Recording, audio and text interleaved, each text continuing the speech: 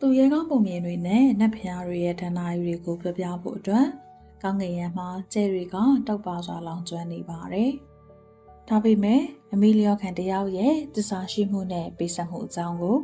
လူတွေသိနိုင်ဖို့တူတူလေးပြပြနေတဲ့ခမိန်မင်းကျဲစုလေးတစ်ခုလည်းရှိနေပါတယ်။သူကသူရဲကောင်းတယောက်မဟုတ်ခဲ့သလိုတိတ်ကိုစွမ်းအားကြီးလာတဲ့နတ်ဖျားတစ်ပါးလည်းမဟုတ်ခဲ့ပါဘူး။ဒါကတော့လမင်းရဲ့အုပ်စုမှုအောက်ကကရကတ်ရာသီကျဲစုလေးရဲ့အမီလီယောခံဒဏ္ဍာရီလေးတစ်ပုဒ်ပဲဖြစ်ပါတယ်။ဒီဇလန်ကိုဆက်မပြောခင်ကျမရဲ့ YouTube Channel ကို Like and Subscribe လုပ်ပေးခဲ့ကြပါအောင်ရှင်။ဇလန်နာရဲ့ပွဲရန်ကျော်နတ်ဖျားကြီးစုကတော့လူသားအမျိုးသမီးတဦးနဲ့ပေါင်းသင်ခဲ့ပြီးနောက်မှာတားယောက်ျားလေးတဦးကိုမွေးဖွားခဲ့ပါတယ်။သူကတော့ခရီဒနာရဲ့အကျော်ကြားဆုံးသူရဲကောင်းတွေထဲကတယောက်ဖြစ်တဲ့ Heracles လို့ခေါ်တဲ့ Hercules ပဲဖြစ်ပါတယ်။ Hercules က Demigod ဆိုတဲ့နတ်ဖျားတစ်ပိုင်းလူသားတစ်ပိုင်းဖြစ်ပြီးတော့အလွန်ကြီးမားတဲ့ခွန်အားဗလာကိုပိုင်ဆိုင်ထားတာကြောင့်လေကြော်ကြောင်းလာတဲ့သူရဲကောင်းတဦးဖြစ်ခဲ့ပါတယ်။ဒါပေမဲ့ပွေလီလွန်လာတဲ့ဆူစရဲ့မြပြားလာတဲ့တရားမဝင်သားသမီးတွေကိုမုံတီလွန်တဲ့ Hera အတွက် Hercules ကအကြီးမားဆုံးရန်သူဖြစ်လို့နေခဲ့ပါတယ်။ဒါကြောင့်လေတာမန်လူသားတွေမလုံနိုင်တဲ့တာဝန်12ခုကိုပေးခဲ့ပြီးတော့ Hercules ကိုအပြတ်ရှင်းဖို့ကြံစည်ခဲ့တာပါ။ဒီနေ့မှာတော့ Hercules ကရှွန်နွေတွေစီကိုရောက်လာတာကို Hera ကကောင်းကင်ဘုံကနေစောင့်ကြည့်နေခဲ့တယ်။ Hercules ကသူ့ရဲ့အလုပ်တာဝန်ကြီး12ခုထဲကဒုတိယမြောက်ဖြစ်တဲ့ Hydra ကိုတွားရောက်တပ်ဖြတ်ဖို့ဆေးလို့ချင်ခံခဲ့ရတာပါ။ Hydra ဆိုတာကလာနာရေကန်အနီးကရှွန်နွေတော်ရဲမှာနေထိုင်တဲ့အေယာမမွေးကြီးပဲဖြစ်ပါတယ်။သူ့မှာအစိတ်ရှိတဲ့ဥကောင်းကိုလုံးရှိပြီးတော့ခေါင်းတစ်လုံးကိုဖြတ်လိုက်ရင်နှလုံးပြန်ထွက်နိုင်တဲ့အစွမ်းလေးရှိပါတယ်။ဒါအပြင်သူ့ရဲ့အသက်ရှူထုတ်လိုက်တဲ့လေကလေထုကိုပါအစိတ်သင်စေနိုင်လောက်အောင်ပြင်းထန်လာပါတယ်တဲ့။ Hercules နဲ့ Hydra ကရှွန်နွေထဲမှာတိုက်ခိုက်နေတဲ့အချိန်မှာတော့လေထုထဲမှာမွေကြီးရဲ့အစိတ်တွေကပြန်လွင်နေပါတယ်။နတ်ဖျားတွေရဲ့ဘီယမဖြစ်တဲ့ Hera ကတော့ဒီတိုက်ပွဲကို Olympus တောင်ပေါ်ကနေစောင့်ကြည့်နေခဲ့တယ်တဲ့။သူမက Hercules ကိုဟန်တားအောင်သာမကဘဲနဲ့သူကြောက်ဆုံသွားတာကိုပါမြင်ကျင်နေခဲ့တာပါ။ဒါပေမဲ့ Hercules က Hydra ရဲ့ခေါင်းတွေကိုဖျက်ပြီးတော့ပြင်မထွက်လာအောင်မီးနဲ့ရှို့ရင်အသာစီးရနေတာကိုမြင်တဲ့အခါမှာတော့ Hera ကဒါကိုတားဆီးဖို့အတွက်ကြံစည်ပါတော့တယ်။အဲ့လိုနဲ့သူမရဲ့မျက်လုံးတွေ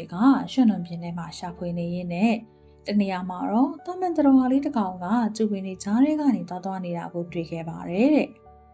အဲ့ဒါကတော့ Greek လို့ Kakinos လို့ခေါ်တဲ့ခနန်းလေးပဲဖြစ်ပါတယ်။အဲ့ဒါနဲ့ Hera က Hercules ကိုဟန်ချက်ပြအောင်လုပ်ဖို့အတွက်ဒီခနန်းလေးကိုအမိန့်ပေးလိုက်ပါတယ်။အဲ့ဒီလိုနဲ့ Hercules က Hydra ရဲ့နောက်ထပ်ခေါင်းတစ်လုံးကိုဖြတ်လိုက်တဲ့ချိန်မှာတော့ Kakinos ကရွှွန်တွေထဲကနေလျင်မြန်စွာသွားပြီးတော့ Hercules ရဲ့ခြေထောက်ကိုသူ့ရဲ့ညှက်တွေနဲ့အသားထဲထိရောက်အောင်ညှက်ချလိုက်ပါတယ်တဲ့။ Hercules ကတော့ဒေါသတကြီးအော်ဟစ်လိုက်ပြီးတော့သူ့ရဲ့ဖနှောက်အောက်ကခနန်းလေးကိုကြီးမော့သွားအောင်နင်းချလိုက်ပါတယ်။ဒါကြောင့်ဒီခနန်းလေးကအသက်ပြောက်သွားခဲ့ရပါတယ်။ဒါပေမဲ့ခနန်းလေးကြောင့်အာရုံပြတ်သွားတဲ့အဲ့ချိန်လေးမှာ Hydra က Hercules ကိုနိုင်ရတော့မလို့ဖြစ်သွားခဲ့ပါတယ်တဲ့။ဆုံးမှာတော့သူရဲကောင်း Hercules ကပဲအနိုင်ရခဲ့တာပေါ့လေ။ဒါပေမဲ့ဒီဖြစ်ပျက်ကအသေးငယ်ဆုံးသောတရဝါလေးတစ်ကောင်ကတော့မှခွန်အားကြီးမားတဲ့သူရဲကောင်းတအုပ်ကိုခဏတာလောက်ချက်တန်အောင်လုပ်နိုင်တယ်ဆိုတာကိုသတိပြခဲ့ပါတယ်။ဒီကနန်းလေးကသူရဲကောင်းကိုဘလို့မှမရှင်နိုင်တာကိုသိခဲ့ပေမဲ့သူရဲ့သစ္စာစောင့်တည်ရဲ့စိတ်နဲ့သူချစ်ခင်ရတဲ့နတ်ဖျားမအတွက်သူရဲကောင်းကိုရင်ဆိုင်ဖို့အသက်ကိုယ်တော်မှရှင်ခဲ့တာပါ။ဒါကြောင့် Hera ကဒီကနန်းလေးကိုဂုဏ်ပြုဖို့အတွက်သူရဲ့ဝိညာဉ်ကိုကျေတာယာစုလေးအဖြစ်ဖန်တီးခဲ့တာပါတဲ့။ဒါဆိုရင်တော့ဒန်နာရီကနေကျေစင်စုရီစီကိုခီးဆက်ကြရအောင်နော်။ညဘက်ကောင်းကင်မှာခန်းစာကျေစုကိုရှာမယ်ဆိုရင်တော့တိတ်ပြီးမိမ့်မိန်ဖြောတော့တဲ့ကျေစုလေးဖြစ်နေပဲလီယိုနဲ့ဂျမနိုင်းကျေစုတွေကြားထဲမှာမြင်တွေ့ရမှာပါ။ဒန်နာရီတွေကကနန်းလေးလိုမျိုးပဲဒီကျေစုလေးကမထင်မရှားရှိနေတာပေါ့။ဒါပေမဲ့သူ့ရဲ့လဲမှာတော့စကြဝဠာတွေကပြအောင်လို့တည်ကြတဲ့ Proxipy ဆိုတဲ့ကျေစုလေးရှိပါတယ်။ဒါပေမဲ့မျက်လုံးနဲ့ဆိုရင်တော့အလင်းဆက်မှမိန်လေးလိုပဲမြင်ရလိမ့်မယ်။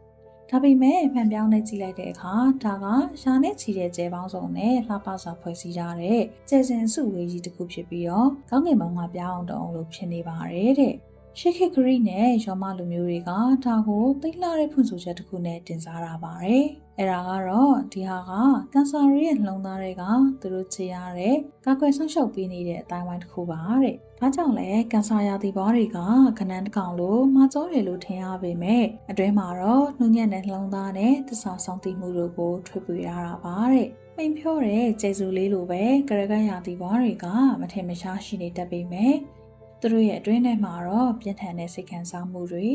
ပညာတွေမိသားစုချစ်ခင်ရသူတွေနဲ့ဆက်နွယ်မှုတွေရဲ့ပြောင်းအောင်တစ်ခုရှိနေပြီးတော့အဲ့ဒါကိုကောက်ွယ်ဆောင်ရှောက်နေတတ်ပါတယ်တဲ့သူတို့ကလာမင်းရဲ့လှမ်းမှုအောက်မှာရှိပြီးတော့ဒီလိုတက်ကြမြန်တဲ့စိတ်ခံစားမှုတွေကြောင့်အဆိုးမြင်ခံရတဲ့သူတွေလည်းဖြစ်ပါတယ်ဒါပေမဲ့စင်မှန်တဲ့ခွန်အားဆိုတာဟာတခါတရံမှာတော့ခက်ထန်တဲ့လောကကြီးထဲမှာချစ်ခင်ရသူတွေအတွက်အရာရာကိုရင်ဆိုင်နိုင်တဲ့တတိပဲလို့လည်းတတိပြနေကြတဲ့သူတွေပေါ့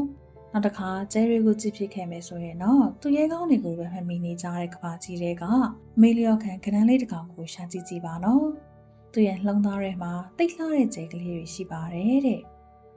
ခုလိုမျိုးစိတ်ဝင်စားစရာတန်းနိုင်တွေကိုကြိုက်နေတတ်တယ်ဆိုရင်တော့ကျမရဲ့ YouTube Channel ကို Like and Subscribe လုပ်ပြီးအားပေးခဲ့ကြပါဦးနော်အားလုံးကိုကျေးဇူးတင်ပါတယ်ရှင်